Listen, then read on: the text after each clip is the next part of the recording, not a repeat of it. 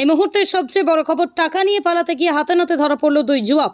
Bank থেকে টাকা নিয়ে বাড়ি নিয়ে যাওয়ার পথেই যুবকের কাছ থেকে প্রকাশ্যে দিনে দুপুরে টাকা ভর্তি ব্যাগ থেকে ছিনিয়ে নেওয়া বাইক নিয়ে পালিয়ে চেষ্টা দুই যুবকের।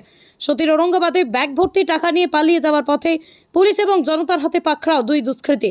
শুক্রবার দুপুরে ঘটনাকে কেন্দ্র করে ব্যাপক চাঞ্চল্যের সৃষ্টি হয় সতী থানা পুলিশের। এই মুহূর্তে সবচেয়ে বড় খবর আপনাদের জানিয়ে রাখবো আরও একবার, টাকা নিয়ে পালাতে গিয়ে হাতে নাতে ধরা পড়ল দুই যুবক। যদিও ওই দুই যুবককে গ্রেপ্তার করা হয়েছে শামশেরগঞ্জের নিমতিত এলাকার ধানঘরা গ্রাম থেকে। তারপরেই তাদের সতী থানায় নিয়ে যায় পুলিশ। বাজেয়াপ্ত করা হয়েছে একটি মোটর বাইক। এদিন ব্যাংক থেকে টাকা তুলে নিয়ে বাড়ি যাচ্ছিল এক যুবক, তখন পাশে একটি দোকানে ঢাকা দিয়ে তার হাতেই বাইক নিয়ে এসে দুই যুবক টাকার ব্যাগ হাত থেকে ছিনিয়ে নিয়ে পালিয়ে যায়।